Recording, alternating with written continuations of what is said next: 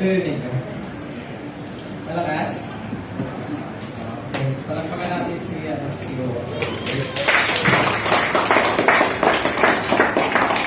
So, mabilis lang ako magsalita. Mga 5 to 10 minutes. Gutom na kaya?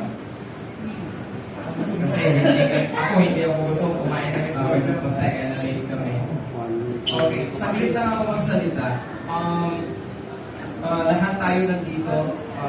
Iba-iba yung profession natin. Tama po ba? Pero lahat ba kumikita ng pera? Lahat ba sa panahon natin kailangan ng pera?